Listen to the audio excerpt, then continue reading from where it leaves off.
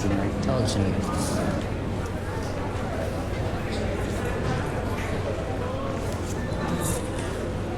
Bismillahirrahmanirrahim. Assalamualaikum warahmatullahi wabarakatuh. Waalaikumsalam. Alhamdulillahirabbil alamin wassalatu wassalamu ala nabiyyina Muhammad wa ala alihi wa sahbihi amma ba'd. Baik para pemirsa, selamat datang di acara tausiah tanya urusan syariat dan muamalah. Dan tentunya kita ucapkan jazakumullah khairan atas pertanyaan yang masuk, dan insyaallah pertanyaannya akan dijawab oleh Ustaz Abu Marwan hafizahullah. Kaifalukum Ustaz? Alhamdulillah. Ustaz, kita langsung tanya jawab. Allah. Baik, kita ke pertanyaan pertama. Assalamualaikum Ustaz. Semoga Ustaz bersama keluarga selalu dalam lindungan Allah. Amin. Mohon maaf, saya mau bertanya tentang jenazah.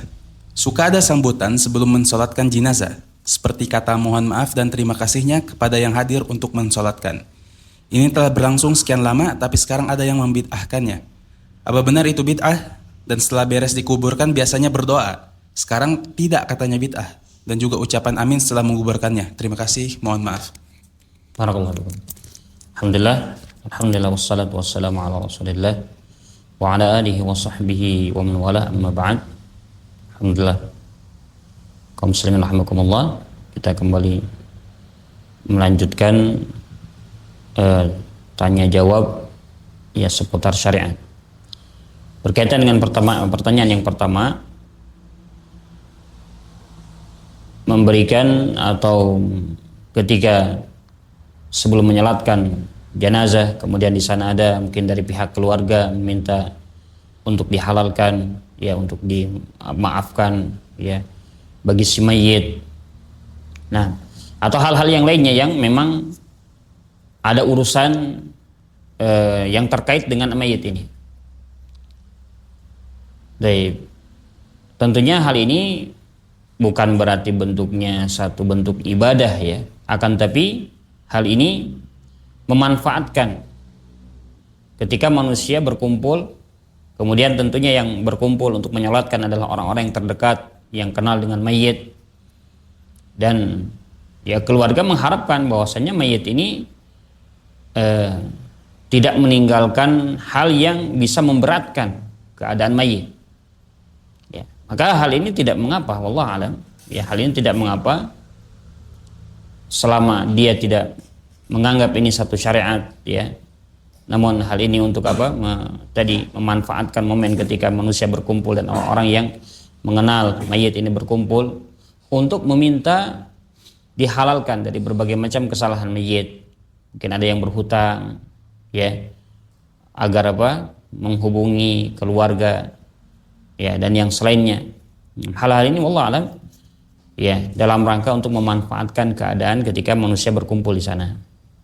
Karena ya tentunya keluarga pun tidak boleh jadi tidak mengetahui urusan mayit secara detail gitu, seluruhnya, bahwa pernah berhutang kepada fulan. Ya boleh jadi mungkin kepada si fulan, ya, yang pihak keluarga tidak mengetahuinya karena memang mungkin hutangnya bukan hutang yang sangat besar gitu, sehingga mayit pun tidak pernah memberitahu kepada keluarganya. Nah, di sini boleh jadi mungkin yang memberikan hutang tadi ingin dibayar hutangnya. Kemana dia harus menagih, atau kemana dia mungkin harus ini ya, agar dibayar, ya, dia membutuhkan uang agar dibayar hutangnya. Nah ini maka dengan hal tersebut, ya, bisa membantu, ya, urusan mayit agar terselesaikan dan tidak memberatkan si mayit. Barakallahu fikum. Baik, kemudian bagaimana dengan berdoa, ya, setelah dikuburkan, gitu, ya, pertanyaannya. Adapun doa, wallahu alam, ini mungkin secara umum untuk mendoakan mayit, ya, seseorang sudah mendoakan di dalam salatnya. Yang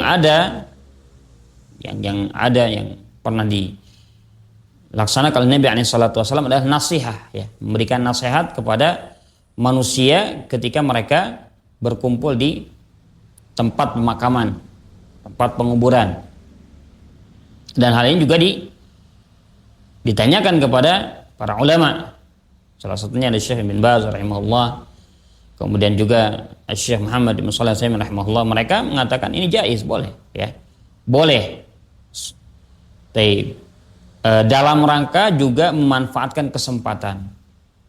Memanfaatkan kesempatan karena orang yang ketika berkumpul di makbarah, di tempat penguburan, itu mereka dalam keadaan hati-hati mereka ini layin, lembut gitu.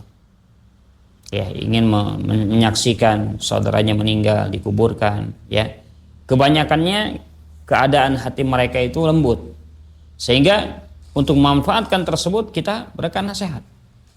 Orang yang bisa memberikan nasihat, berikan nasihat. Sebagaimana yang dilakukan Nabi SAW ketika ada seorang sahabat yang meninggal, kemudian mereka berkumpul, ya, maka Nabi SAW memberikan nasihat kepada yang masih hidup, ya. Nah, dan mengingatkan kepada keluarga untuk bersabar, ya. Kemudian juga kepada orang-orang yang mengenal untuk memintakan ampun bagi si mayit, ya, yang sudah meninggal tadi. Nah, ini sebagai nasihat saja, sebagai bentuk nasihat, maka ini tidak mengapa. Adapun berdoa secara berjamaah kemudian diaminkan dan yang selainnya, ini wallah alam, memang tidak ada syariatnya, tidak ada syariatnya. Khawatir hal ini ya tadi terjatuh perkara kalau seandainya terus dilakukan dan diyakini itu adalah satu syariat yang diajarkan Nabi SAW, ya, mendoakan mayit secara berjamaah setelah penguburannya. Nah, ini ya, khawatir terjatuh ke dalam perkara yang diada-adakan dalam agama, ya, ini bid'ah. Tapi hanya sekadar nasihat saja, menyampaikan nasihat kepada kaum muslimin secara umum ketika berada di makbarah tadi, maka apa yang tadi disebutkan oleh para ulama ini hukumnya jaiz, boleh, ya, tidak mengapa, dan tidak perlu setiap yang meninggal harus seperti itu, enggak, ya. Nah, kalau seandainya itu diyakini perkara yang perkara yang ditetapkan dalam agama gitu, ya, ini juga tidak boleh diyakini seperti ini, ya, karena bisa jatuh pada perkara yang dia mengada-ngadakan juga, ya, dalam agama, sesuatu yang tidak diada-adakan, tidak ditetapkan dalam syariat ini. Nah, ini, ya, jadi tadi hukumnya hanya jaiz, boleh saja. Allahu a'lam. Barakallahu. Ini yang mungkin bisa Anda jawab. Baik, ke pertanyaan kedua dari Abu Abdillah, usia 30 tahun, domisili Panjailakan. Assalamualaikum Ustadz, izin bertanya. Waktu itu anak sholat bersama anak-anak. Anak-anak kemudian meniru bacaan imam. Sontak anak langsung menepuknya agar tidak bersuara. Apakah gerakan yang seperti ini dibolehkan Ustadz? Jazakumullah khairan atas jawabannya. Baik. Para ulama membahas tentang al-harakah, yakni gerakan di luar sholat, gerakan yang itu bukan gerakan sholat ketika seseorang melaksanakan sholat, ya. Ada hukumnya disyariatkan, ya, sunnah atau bahkan wajib gitu, ya. Nah, ada yang hukumnya makruh dan ada yang hukumnya haram sampai membatalkan sholat, ya. Baik, kita bahas dari yang paling bawah dulu, yang haram dulu, ya. Yang haram, kalau seandainya dia melakukan gerakan di dalam sholat yang tidak dibutuhkan, ya, yang tidak dibutuhkan dan abath, sia-sia, maksudnya tidak ada sangkut pautnya dengan sholat, tidak ada hal yang bisa bukan perkara yang membantu untuk lebih khusyuk dia dalam sholat, dan dia melakukannya secara gerakan yang banyak, ya, mungkin garuk-garuk, mungkin dia benerin tangannya, ya, kadang beringin bajunya, kadang benerin pecinya dan yang selainnya, dan itu dilakukan secara terus menerus gitu, ya. Orang melihat dia, ya, orang melihat dia seakan-akan dia ini tidak dalam keadaan sholat, ya, karena gerakan yang sangat banyak, kemudian hal itu dilakukan secara terus menerus, ya, continue, bersambung gitu, ya, tanpa jeda. Nah, kalau keadaan sudah seperti ini sampai orang menyangka dia tidak dalam keadaan sholat, maka batal sholatnya. Kemudian ada yang bentuknya makruh tadi. Kalau dia melakukan sesuatu yang di luar sholat tadi, gerakan di luar sholat, sia-sia namun gerakannya sedikit gitu ya. Kadang seorang mungkin ketika sholatnya dia mengancingkan baju, ya, dikancingkan bajunya karena dia mungkin lupa sebelumnya tidak dikancingkan, dia kancingkan karena ini tidak berkaitan dengan sesuatu yang akan menambah kekhusyuan dia atau hal yang lain yang maslahat untuk sholatnya. Nah ini ya secara asal ini makruh ya, karena tidak ada sangkut pautnya dengan maslahat sholat. Tidak ada sangkut pautnya dengan maslahat sholat. Nah ini, secara asal makruh. Kayak mungkin ya dia melihat kukunya, ada kuku yang istilahnya kukunya yang dia cabut gitu ya, yang padahal mungkin bisa dia lakukan di luar sholat. Nah, di dalam sholat dia cabut ya, atau digigit, atau hal-hal yang lain lah ya, yang tidak ada maslahat untuk sholatnya, maka secara asal hukumnya makruh. Nah kemudian ya ada yang sifatnya tadi ya disyariatkan. Nah disyariatkan kalau seandainya ada maslahat untuk sholatnya, ada maslahat untuk sholatnya. Nah kita bahas apa yang ditanyakan ya. Adapun apa yang dilakukan oleh yang bertanya tadi, ketika dia sholat anaknya bersuara kemudian dia pukul. Nah kita teringat dengan hadis Nabi alaihi salatu wassalam ketika hadis Muawiyah Ibn Hakam ya, ketika Muawiyah menjawab orang yang bersin, yarhamukallah ya, maka para sahabat ketika itu menepuk pahanya untuk untuk mengisyaratkan agar diam gitu, agar diam. Nah ya berkaitan dengan apa yang kolerasinya dengan apa yang ditanyakan tadi. Jadi kalau seandainya anaknya tadi ketika dia tepuk, dia faham gitu ya, dan dia khawatir akan mengganggu bacaan imam ya di dalam sholatnya, karena dia sholat berjamaah dengan yang lain. Kalau seandainya ya tadi anaknya itu faham dengan hal tersebut, makanya juga ya anak yang mungkin dibawa ya, ke masjid adalah anak yang mungkin bisa kita kendalikan atau yang mumayyiz lah. Setidaknya dia sudah faham ya apa yang harus dia lakukan, apa yang tidak boleh dia lakukan itu. Anak itu faham. Nah, jadi kalau seandainya hal tersebut bisa memahamkan kepada anak tersebut agar tidak mengikuti bacaan imam, nah ini wallahu a'lam, hal ini boleh ya disyariatkan atau ditekankan untuk dia lakukan tersebut, karena nanti khawatir mengganggu bacaan imam ya, bacaan imam, dan ini tidak membatalkan, jelas ya, jelas karena ada maslahat untuk sholatnya, bahkan maslahat untuk sholat jamaah, nah agar tidak mengganggu bacaan imam. Ini wallahu a'lam yang juga ya disebutkan hukumnya oleh para ulama. Barakallahu fikum. Baik, pertanyaan ketiga dari Gun-Gun dari Bandung.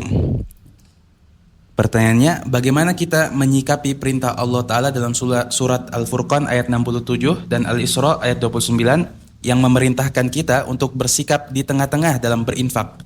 Sedangkan hadis riwayat menceritakan Abu Bakar radhiyallahu anhu pernah menyedekahkan seluruh hartanya di jalan Allah. Syukran wa barakallahu fikum. Baik. Dalam sedekah, hukum sedekah ya, apa yang diajarkan Nabi alaihi salatu wassalam, apa yang dicontohkan dan diperintahkan di dalam ayat. Nah, secara asalnya kita kembali kepada surat Al-Furqan ya, yang Allah Subhanahu wa taala menggambarkan di sana sifat siapa? Ibadur Rahman. Sifat hamba Allah Subhanahu wa taala Ar-Rahman ya. Hamba Allah yang dikatakan hamba Allah karena ketaatannya ya, kebaikan akhlaknya, perbuatannya. Maka Allah Subhanahu wa taala sifatkan di dalam ayat tersebut dalam surat Al-Furqan ayat 67. Walladzina idza anfaqu lam yusrifu wa lam yaqturu wa kana baina dzalika qawama. Ya. Dan orang-orang yang apabila mereka mengeluarkan infak lam yusrifu, tidak berlebihan, walam yakturu, dan mereka pun tidak apa?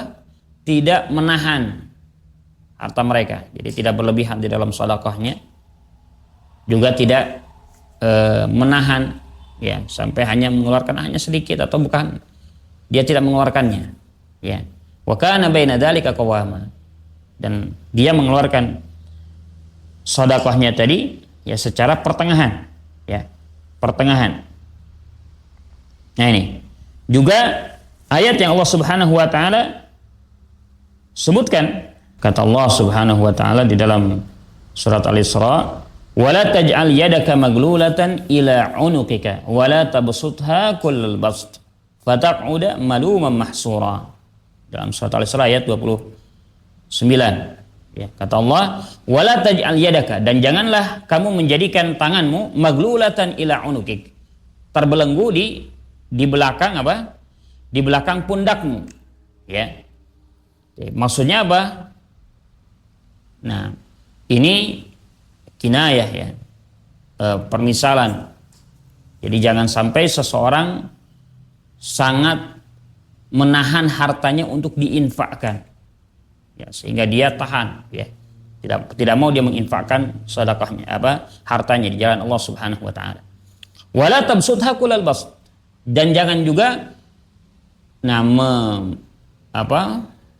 tabsutha, menghamparkan hartanya, maksudnya mengeluarkan sedekahnya dengan secara israf tadi, berlebihan, kullal bast fataq'uda maluman mahsura, maka kamu akan dalam keadaan merugi. Ya, kalau seandainya dua perkara ini tidak diperhatikan, ya, kalau dia bersedekah, dia sedekahnya dengan israf, ya, bagaimana bentuk israfnya, bagaimana bentuk sampai dikatakan israf, ya, berlebihan di dalam sedekah yang disebutkan oleh para ulama. Kemudian juga Nabi SAW bimbing, ya, di dalam banyak hadisnya bahwa kafa bil mar'i itsman ayyudayya biman ya'un. Jadi kalau seandainya dia dengan sedekahnya tadi, dengan sedekah yang dikeluarkan itu sampai mentelantarkan orang-orang yang ada hak untuk dia berikan nafkah kepada mereka, istrinya, anaknya, ya, kerabat-kerabatnya yang, ya, ada hubungan rahim dengannya, yang kalau membutuhkan mereka, berhak untuk mendapatkannya, kemudian dia telantarkan. Kenapa? Karena dia sudah menginfakkan seluruh hartanya. Ya, dia berikan seluruh hartanya untuk fuqara wal masakin bahkan. Nah, sehingga dia tidak bisa memberikan infaknya tadi untuk keluarga yang membutuhkan tadi. Maka di sini masuk hadis ini, kafa bil mar'i itsman ayyudayya bima ya'ul. Cukup seseorang itu dikatakan dia berdosa ketika dia mentelantarkan keluarganya. Cukup, ya, dikatakan dia berdosa ketika dia mentelantarkan keluarganya. Nah ini. Kemudian hadis Nabi alaihi salatu wasallam yang lain ketika membimbing, ya, seorang sahabat yang mendekati ajalnya, intinya dalam keadaan sakit, ya, dan dikhawatirkan untuk meninggal sahabat ini. Kemudian Nabi alaihi salatu wasallam mengingatkan bahwasannya seorang muslim ketika dia meninggalkan keluarganya dalam keadaan aghnia, maksudnya dia memiliki harta, tidak perlu meminta-minta kepada orang lain, itu lebih baik dibandingkan dia meninggalkan keluarganya, ya, keluarganya fuqara yatakaffafunan nas, ya, yang mana mereka harus meminta-minta kepada manusia. Nah ini, harus meminta-minta kepada manusia. Jadi intinya di sini tadi, ya, di dalam mengeluarkan sedekah kepada fuqara wal masakin itu pertengahan, ya. Jangan berlebihan, jangan kemudian dia menahan. Jangan kemudian juga dia menahan. Tapi ya apa yang dia bisa keluarkan dan tidak sampai mentelantarkan keluarganya, maka dia berikan kepada fuqara wal masakin. dia berikan kepada orang yang membutuhkan. Dia berikan kepada ya mungkin untuk membantu ya dakwah atau membantu kemaslahatan kaum muslimin, masjidnya atau hal-hal yang lainnya. Nah, ini dia lakukan hal tersebut. Baik, bagaimana dengan perbuatan Abu Bakar As-Siddiq radhiyallahu anhu, ya. Abu Bakar As-Siddiq radhiyallahu anhu. Baik, yang mana beliau mengeluarkan seluruh hartanya. Mengeluarkan seluruh hartanya. Ya. Adapun apa yang dikeluarkan oleh Abu Bakar As-Siddiq radhiyallahu anhu, mengeluarkan hartanya, apa yang disebutkan oleh para ulama, wa man arada shadaqah bimalihi kulli. Jadi barang siapa yang ingin mengeluarkan sedekah harta seluruhnya, fa in kana lahu a'ilah walahum kifayah aw yakfihim ya bimaksabihi jaza. Nah, jaza ya dzalika. Jadi barang siapa yang ingin mengeluarkan sedekah dengan hartanya seluruhnya, ya kemudian dia memiliki a'ilah, a'ilah itu apa? Keluarga, ya, keluarga, ya, dan dia sudah mencukupi keluarganya, ya. Jadi, kalau dia usaha besok pun, sekarang dia keluarkan, besok pun dia usaha untuk keluarganya masih ada gitu ya, masih ada, masih bisa dia memberikan hak kepada keluarganya. Maka ini boleh. Nah ini boleh kata para ulama, ya. Jadi gambarannya seperti itu. Tidak sampai mentelantarkan keluarganya. Abu Bakar As-Siddiq mengeluarkan harta seluruhnya tadi di jalan Allah, ya, yang kita ketahui bersama dalam hadis, ya. Ketika Nabi SAW ditanya, apa yang kau tinggalkan ya Abu Bakar As-Siddiq untuk keluargamu? Nabi kan tanya di sini. Ya, jangan sampai Abu Bakar As-Siddiq mengeluarkan harta kemudian ya apa? Menelantarkan keluarganya, ya. Sampai Nabi SAW tanya, apa yang kau tinggalkan untuk keluargamu wahai Abu Bakar As-Siddiq? Abu Bakar As-Siddiq menjawab apa? Aku tinggalkan Allah dan Rasulnya. Maksudnya sudah aman gitu. Besok saya kerja pun saya bisa memberikan ya memberikan nafkah untuk mereka, Nah ini, ya, ini yang dilakukan oleh Abu Bakar As-Siddiq. Jadi sebagaimana sudah disebutkan di sini, jadi kalau seandainya tidak sampai mentelantarkan keluarganya, jadi masalah insya Allah. Ya, kalau seandainya dia ingin mengeluarkan hartanya seluruhnya untuk diinfakkan, ya, tidak sampai mendolimi mereka. Ya, besok dia berusaha dapat lagi, bisa dia memberikan makan kepada keluarganya, maka ini boleh, ya, ini boleh. Nah, mahallut tahrim, jadi diharamkan tersebut, diharamkan bahkan kalau seandainya dia melakukan hal tersebut, dia keluarkan hartanya sampai habis, sampai ya tidak tersisa lagi, ya, bisa jadi haram. Bagaimana idza lam yarda man tanzilhu nafaqatuh, ya, orang yang wajib untuk dia berikan sedekah kepada mereka, mereka tidak ridha, ya, dan bisa melantarkan tadi keluarganya.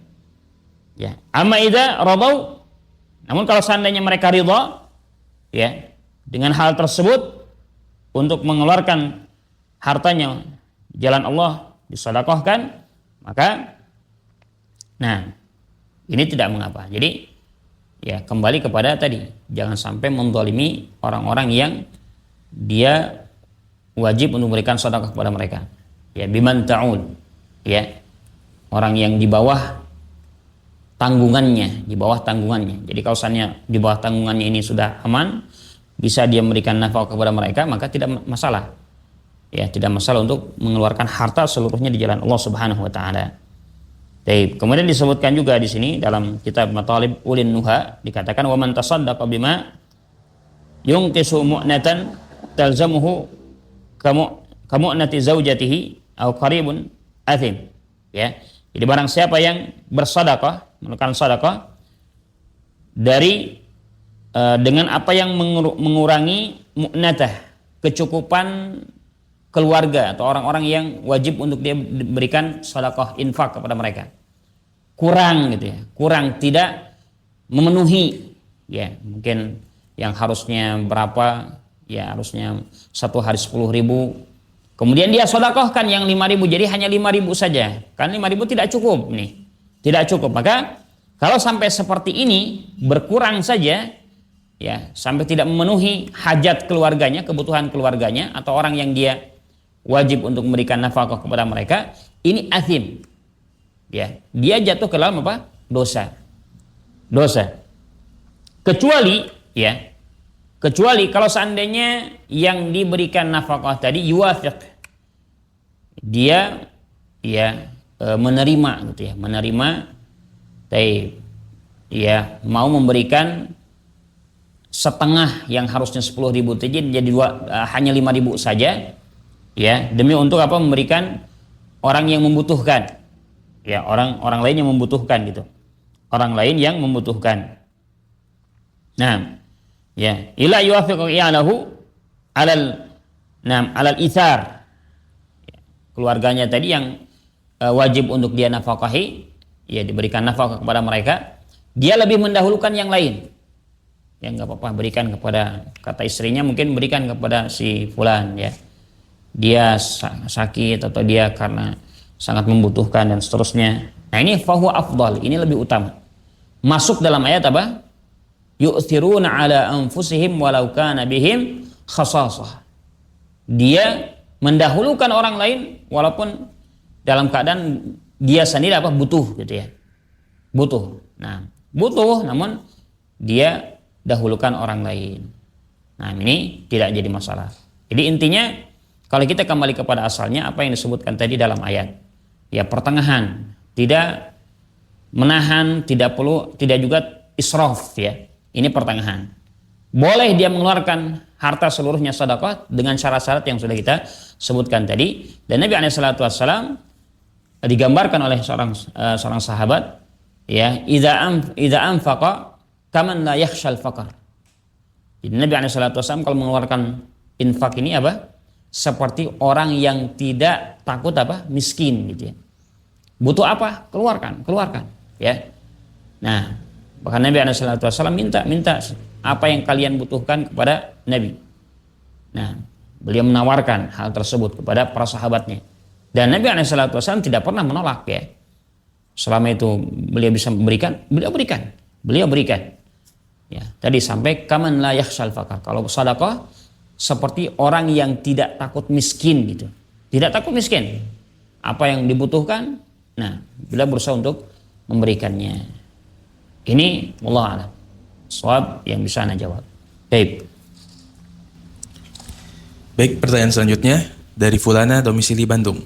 Ustadz, sudah kesekian kali suami saya ketahuan chat dengan wanita bayaran dan memesan wanita tersebut untuk tidur bersama. Setelah saya ingatkan dan nasihatin, ia tetap melakukannya diam-diam dengan saling mengirim foto yang tidak senonoh. Apa yang harus saya lakukan, Ustadz? Perlukah saya meminta cerai? Karena saya rasa suami saya pun tidak mencintai saya lagi dikarenakan fisik dan wajah saya tidak secantik wanita-wanita tersebut. Bahkan suami saya pernah mengomentari fisik saya. Syukron jazakallahu khairan atas waktunya, barakallahu fikum. Barakallahu. Nasallahu salama. Baik. Ya tentunya hal ini ya termasuk dosa yang besar.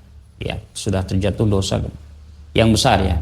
Seorang suami ya tidur dengan wanita yang lain. Bukan dengan istri sahnya, ya. Bahkan di dalam syariat kita ada syariat apa? Rajam, ya. Rajam, dia tidur dengan wanita yang bukan halal baginya, tidak halal baginya, padahal dia sudah menghalalkan wanita yang lain gitu, ya. Istrinya. Malah dia tidur dengan yang lain, ini suatu dosa yang sangat besar. Barakallahu fikum, ya. Dan diingatkan kepada suaminya. Tentunya hal ini diingatkan. Kemudian juga memang Allah Subhanahu wa taala mengingatkan di dalam ayat az-zani la yankihu illa zani, ya. Seorang wanita penzina tidaklah dia menikah kecuali dengan laki penzina. Begitu juga sebaliknya. Jadi kalau seandainya memang istrinya ini memiliki keimanan tentunya, kepada Allah Subhanahu wa taala, memiliki Nah, kecemburuan terhadap agama pertama kali ya, terhadap agama Allah Subhanahu wa taala. Ya, hukum Allah Subhanahu wa taala diabaikan, tidak diperhatikan, ya tentunya dia tidak akan ridha memiliki suami yang seperti ini. Sangat-sangat tidak ridha. Ya, bahkan kemudian tidak harusnya dirajam ya. Keadaan yang seperti ini sudah harusnya dirajam. Maka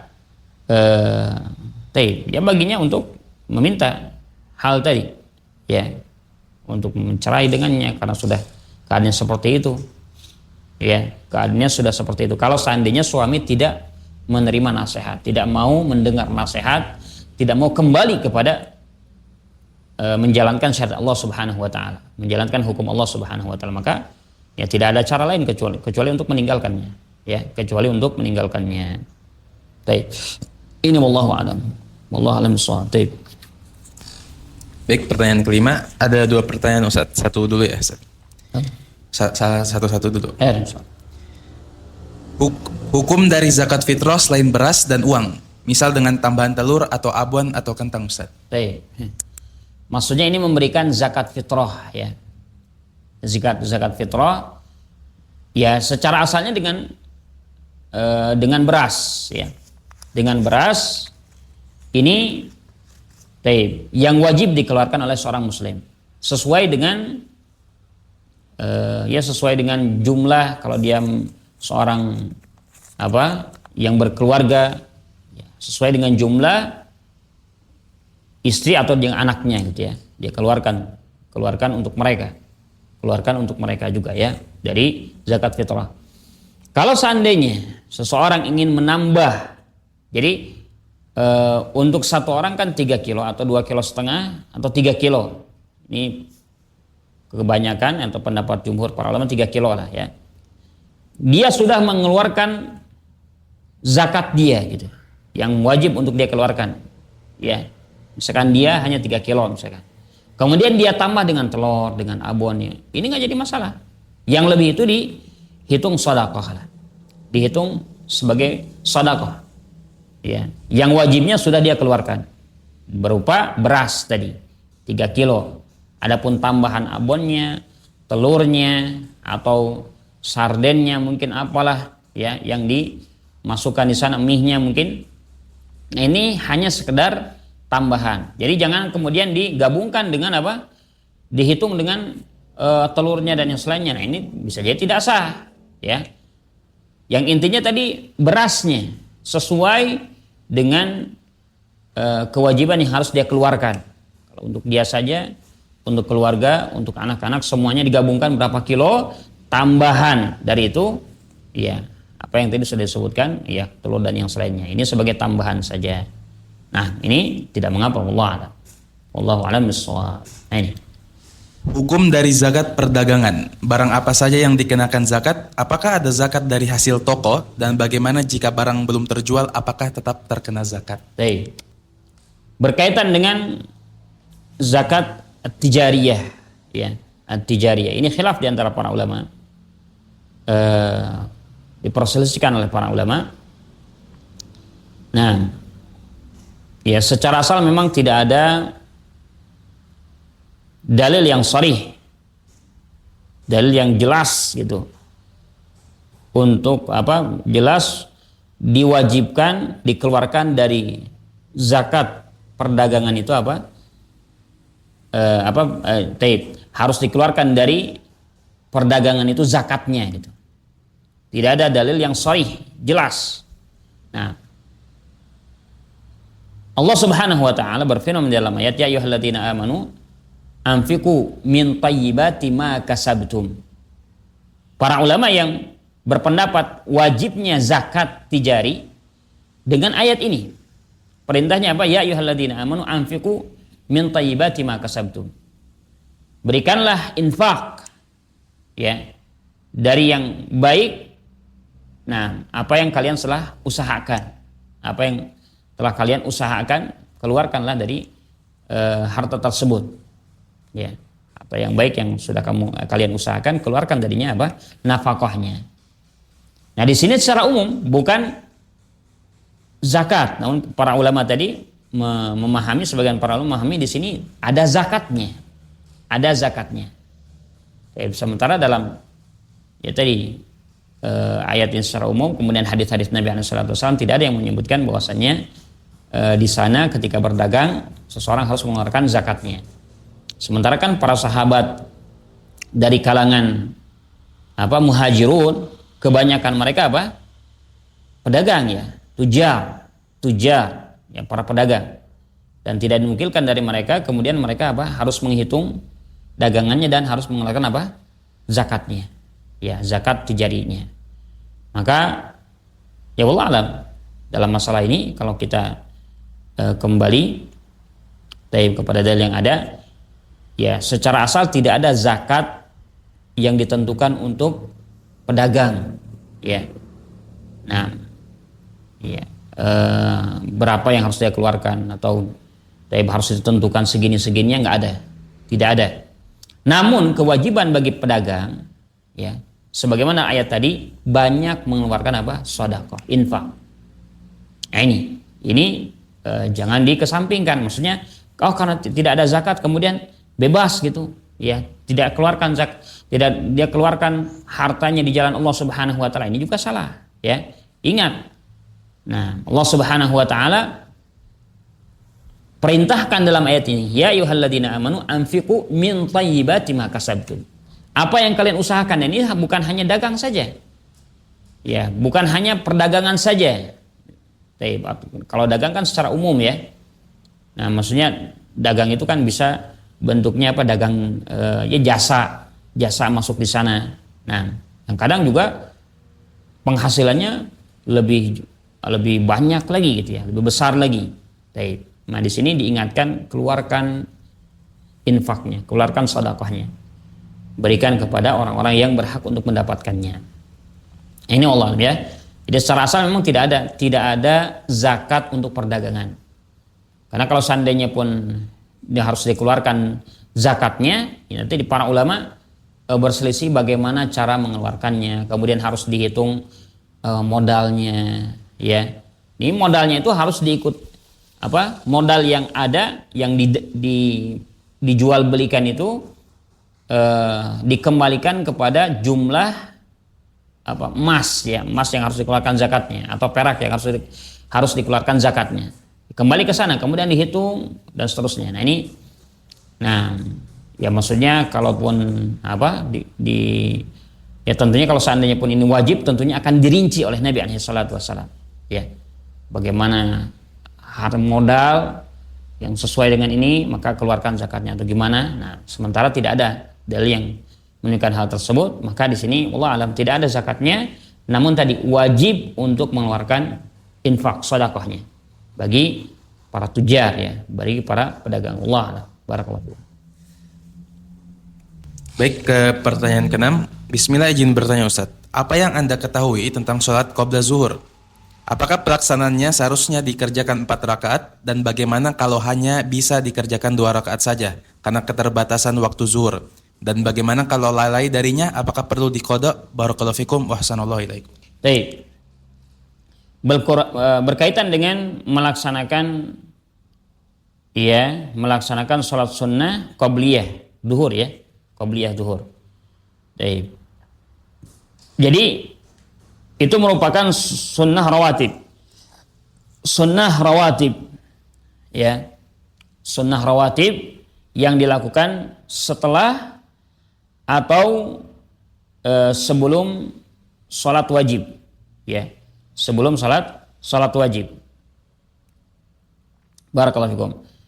Nah, ini kembali kepada hadis Nabi alaihi salatu wassalam. Ya, kembali kepada hadis Nabi alaihi salatu wasallam yang menyebutkan jumlah rakaat salat rawatib seluruhnya. Ya. Di dalam satu hadis disebutkan bahwasannya jumlah seluruh salat sunnah rawatib itu ada 10 rakaat. Ya, 10 rakaat. Nah, sebagaimana dalam hadis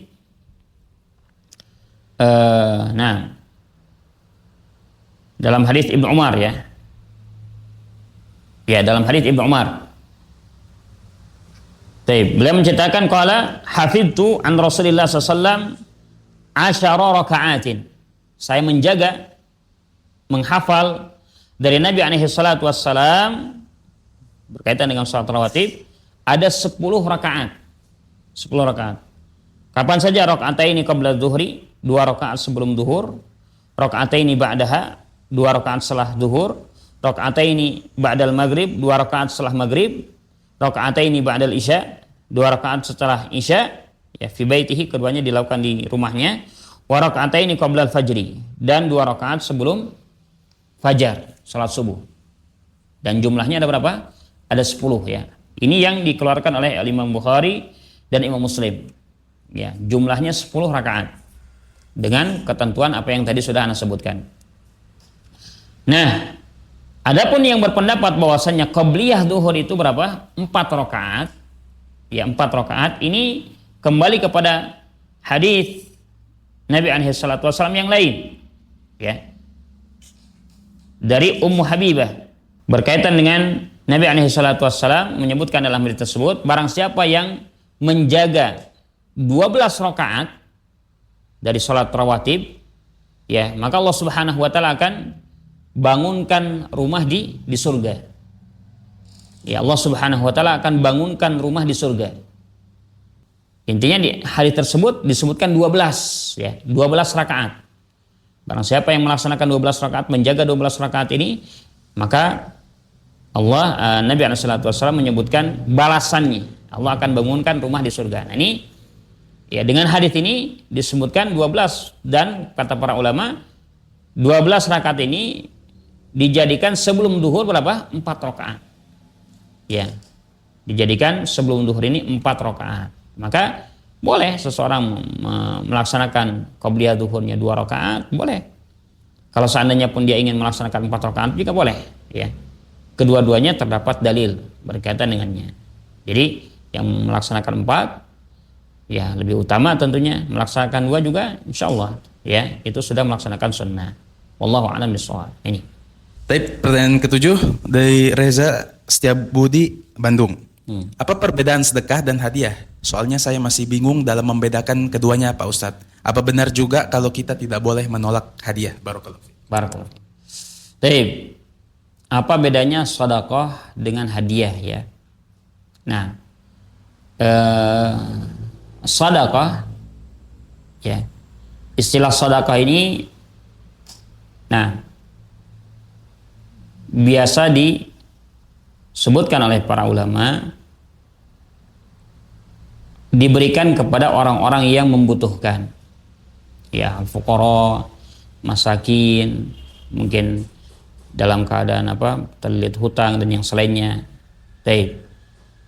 Makanya dalam ayat disebutkan gimana? Innamas shadaqatu, ya, jadi ketika Allah Subhanahu wa taala menyebutkan 8 asnaf dalam surat At-Taubah, ya, itu istilahnya apa? Innamas shadaqah. Hanyalah sedekah itu untuk fakir, miskin, amil dan yang selainnya lah. Yang disebutkan 8 asnaf di sana.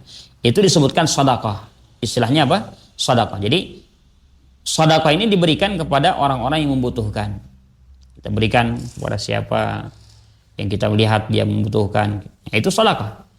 Adapun hadiah, ya, hadiah kita berikan kepada orang yang secara asal dia tidak membutuhkan hal tersebut. Namun dalam rangka untuk lebih lebih dekat dengannya, ya. Nabi SAW memerintahkan tahadau tahabbu.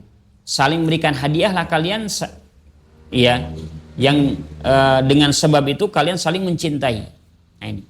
Jadi tujuannya untuk saling kita mencintai. Kadang orang yang mungkin kalau kita lihat dari segi ekonomi mungkin lebih banyak dari kita, ya, nah, dia lebih ya, lebih berlebih lah dari kita dari segi ekonominya. Tapi kita berikan kepadanya mungkin makanan atau hal yang lainnya sebagai bentuk hadiah. Hadiyatan lah, sebagai hadiah baginya. Sebagai hadiah baginya. Ini hadiahnya dan seterusnya. Nah, ini. Jadi hadiah ini diberikan kepada orang yang secara asalnya dia tidak membutuhkan hal tersebut, ya. Tidak membutuhkan hal tersebut, atau mungkin tadi keadaannya mungkin boleh jadi secara keadaan dia lebih mampu. Nah, tapi kita berikan, ya, apa yang lebih dari kita, misalkan makanan atau hal-hal yang lain sebagai hadiah baginya, dengan tujuan tadi apa? Saling dekat dengannya, ya, menjaga hubungan, ya, ukhuwah, ya, persaudaraan di antara Islam. Nah, sebagaimana hal ini pun dianjurkan tadi oleh Nabi SAW tadi, tahaddaw tahabbu, saling berikan hadiah, kalian akan saling mencintai. Kemudian untuk menolak hadiah, ya, tidak boleh gitu ya. Nah, secara asal, selama hadiah tersebut diberikan tadi untuk tujuannya baik, ya, tujuannya agar timbul kedekatan antara kita, maka secara asal dianjurkan untuk dia terima, ya, dia terima. Nah, terlebih kalau seandainya orang yang tadi memberikannya, kalau kita tolak ini, dia akan apa? Dia akan bertanya-tanya kenapa dia menolak, ya.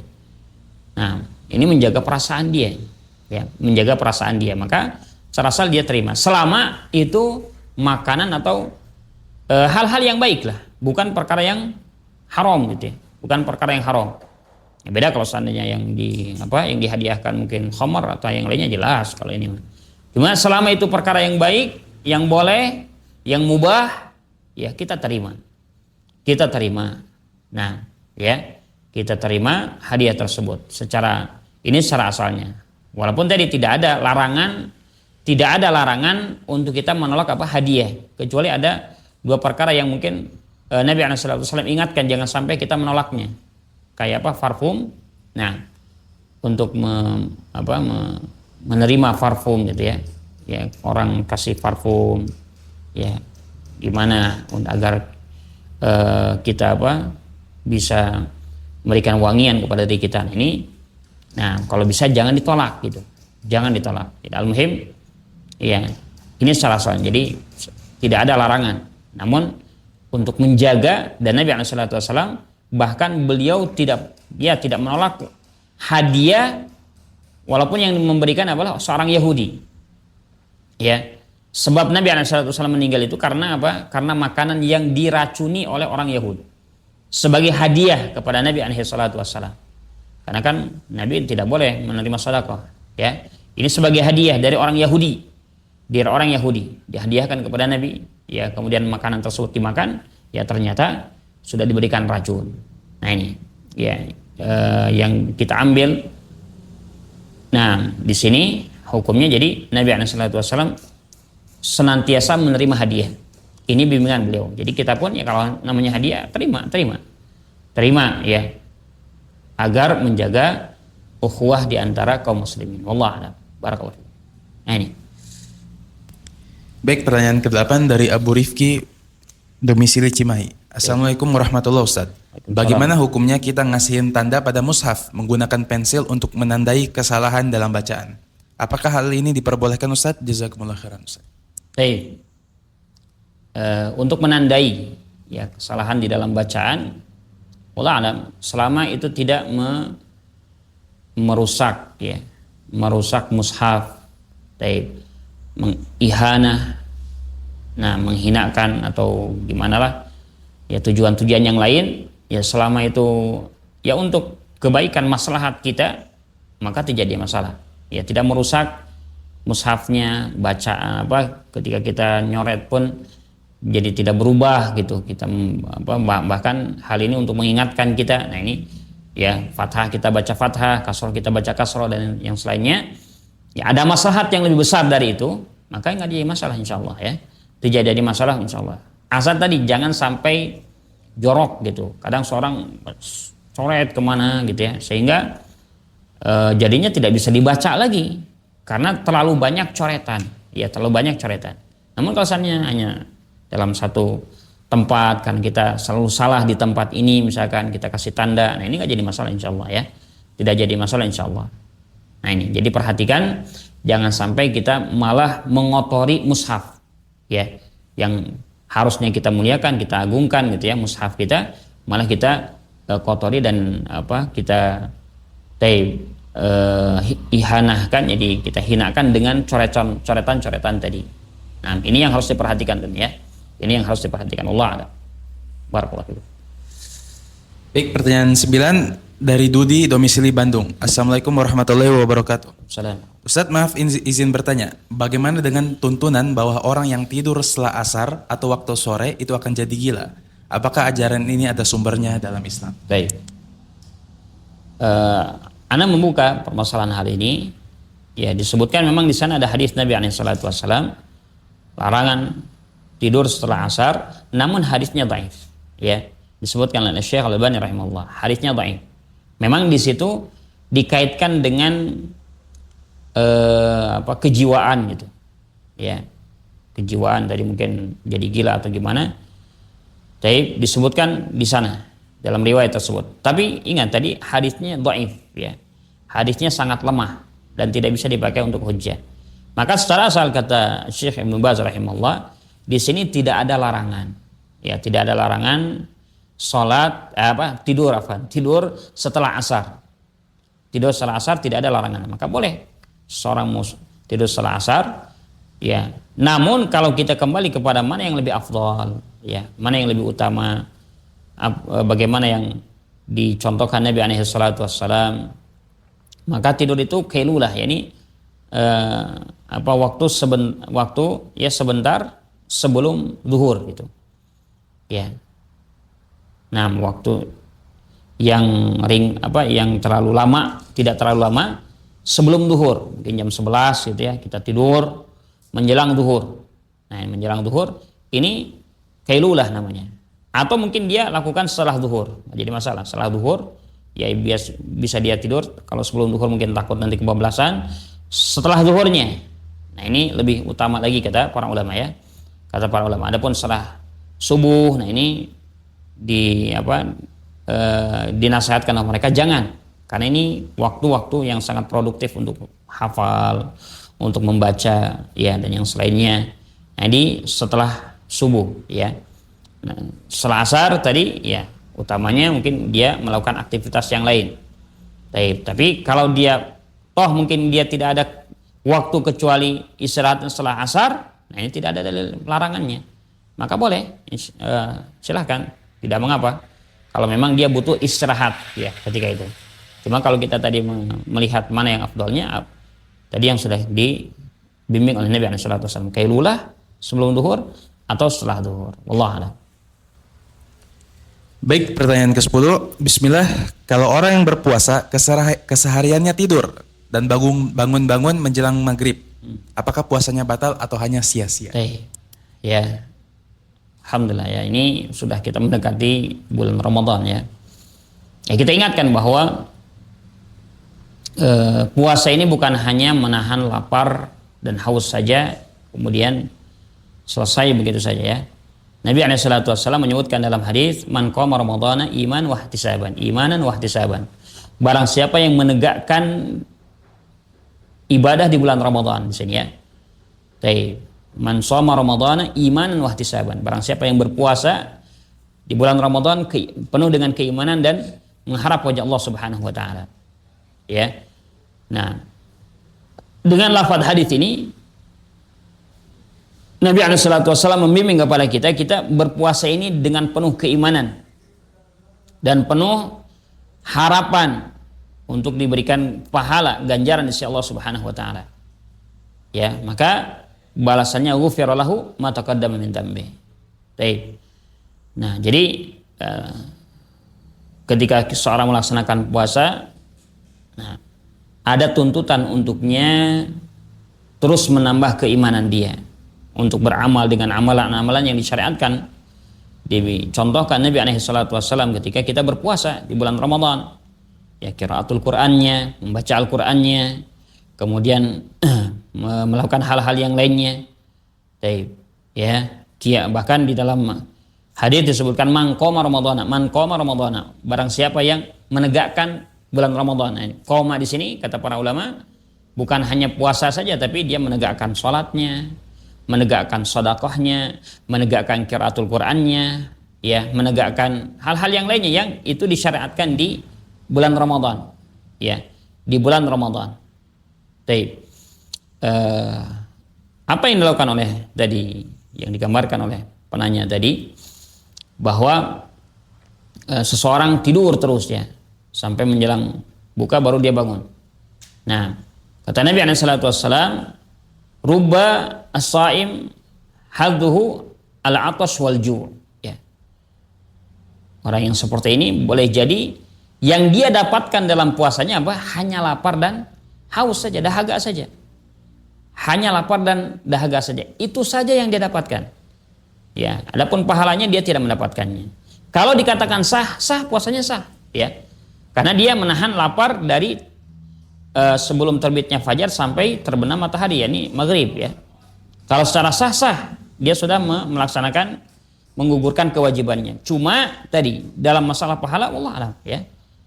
Kalau keadaan seperti ini, dia tidak boleh jadi tidak mendapatkan pahala gitu ya.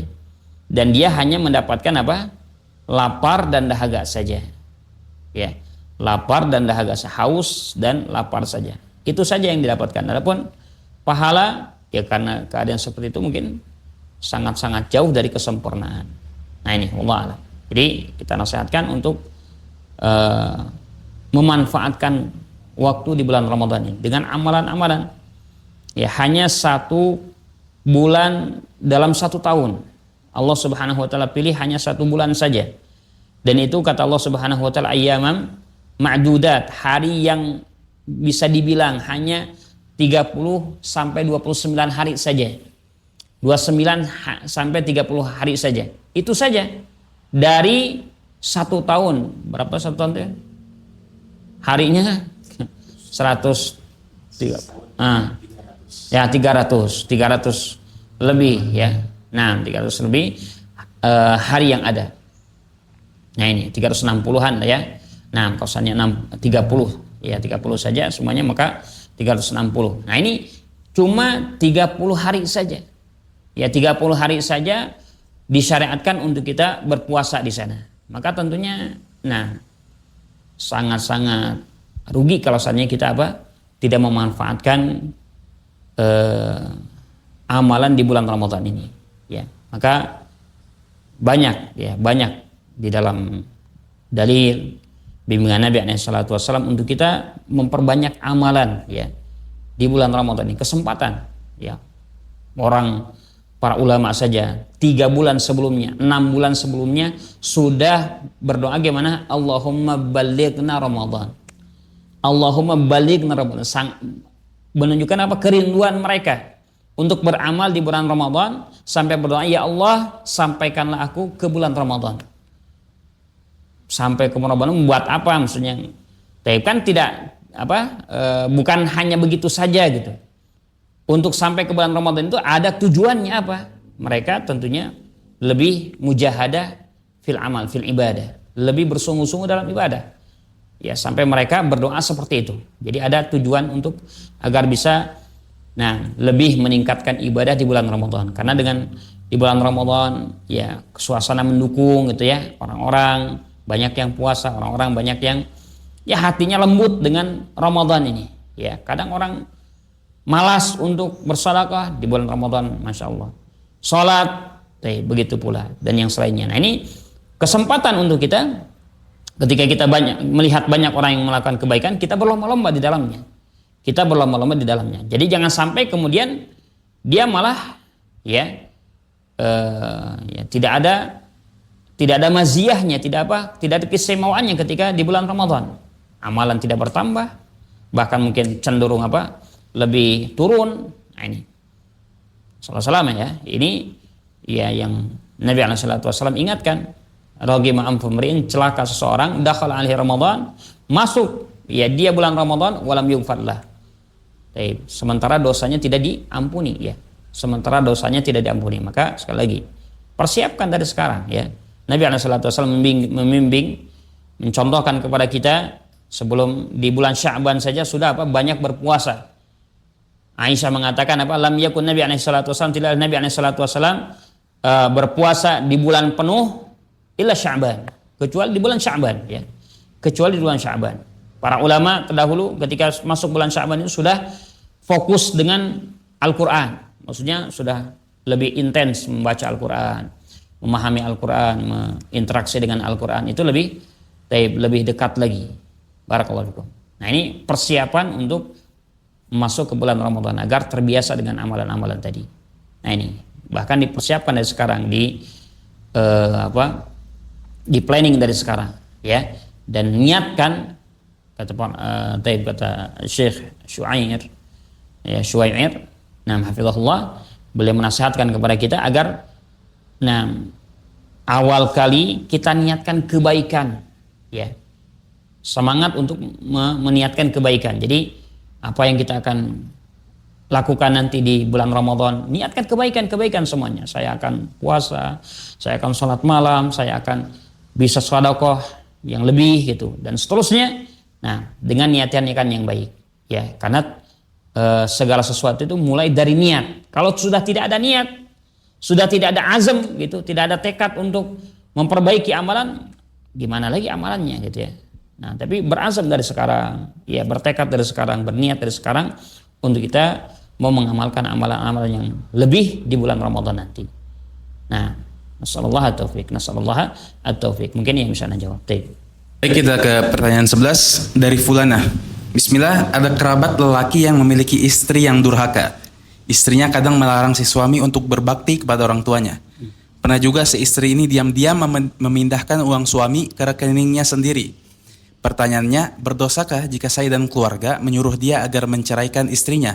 Apalagi kelakuan si istri tersebut sudah dari lama dan tidak berubah-ubah. Jazakallah khair, Ustadz sudah menjawab. Baik, barakallahu fikum. Nah, berkaitan dengan pertanyaan ini keluarga,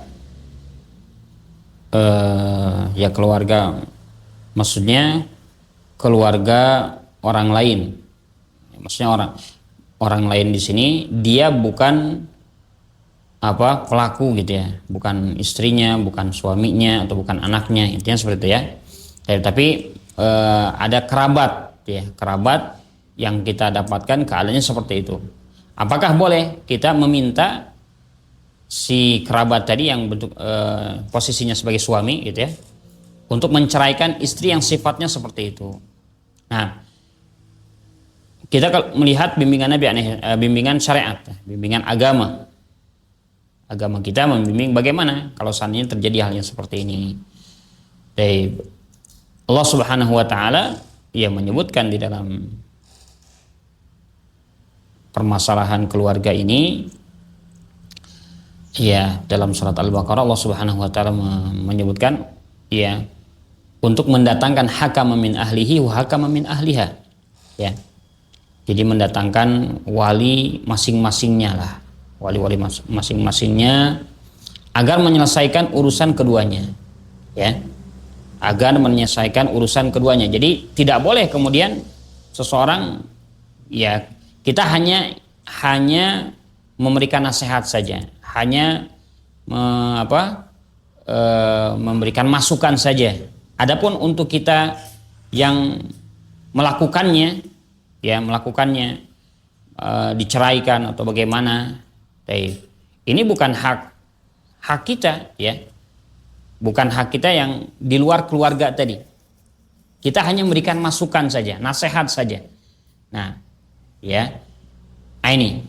Jadi untuk mengurus ceraikan, saya urus surat perceraiannya atau gimana-gimananya. Nah, ini bukan kita yang melakukan hal tersebut, ya, bukan tugas kita. Ini kembali kepada masing-masing menjalankan keluarga tadi. Cuma kita memberikan nasihat, ya. Maka di sini, ya, kita arahkan apa yang baik, ya, menggambarkan bahwasanya istrinya yang seperti ini nih, dan ini bentuk istri yang, ya, tidak diinginkan di dalam agama. Misalkan dia tidak nurut, bahkan tidak boleh berbakti kepada orang tua, ya, hak yang paling besar. Bahkan kepada orang tua dia berani untuk mengambil harta suami tanpa izin. Ini bentuknya mencuri, sariq, ya, mencuri sariq. Tidak secara walaupun tidak secara langsung, ya, mungkin dia ambil untuk kebutuhan keluarga juga, tapi tanpa izin suami, tetap hal ini tidak diperbolehkan, ya, tidak diperbolehkan selama suami sudah memberikan hak nafkahnya. Nah, lebih dari itu, ya, tidak boleh dia mengambil tanpa sepengetahuan daripada suami. Jadi Intinya boleh kita memberikan masukan, boleh kita memberikan taujih lah ya. Nah, bimbingan-bimbingan, nah, arahan-arahan yang baik untuk kerabat kita tadi yang kedudukan sebagai suami yang dizalimi oleh istrinya. Namun untuk menetapkan harus ceraikan, harus ini dan itu, nah ini kita kembalikan kepada yang menjalankan keluarga tadi. Ya boleh jadi, ya mungkin suaminya menasehati atau bagaimana caranya kemudian bisa akur kembali dan bisa menjalankan keluarga ya kembali dengan baik. Ini kan kita tidak tidak mengetahui hal tersebut lah, takdir Allah Subhanahu wa taala. Ya jadi kembali bimbingan kepada apa yang telah disebutkan dalam syarat ini. Ya fa'tu hakam min ahlihi wa hakaman min ahliha. Ya, bawakan yang yang keluarga yang bisa membimbing baik dari laki-laki atau dari perempuannya, ya, dari suami atau dari istrinya. Ya, musyawarah di antara mereka, wasyawirhum fil amr. Kalau seandainya memang yang paling baik untuk pisah, maka ya bismillah. Nah, itu mungkin yang jalan yang paling terbaik. Wallah alam, mungkin ini yang bisa Anda jawab. Barakallahu fikum.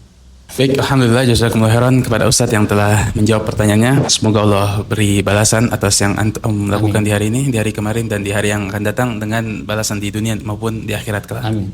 Tak lupa juga kepada para penanya, semoga bermanfaat. Kita selaku kru atau panitia yang bertugas, mohon maaf atas kekurangannya. Akhir kata kita cukupkan dengan doa kafaratul majelis. Subhanakallahumma wabihamdik, asyhadu an la ilaha illa anta, astaghfiruka wa atubu ilaik. Wassalamualaikum warahmatullahi wabarakatuh. Waalaikumsalam warahmatullahi wabarakatuh.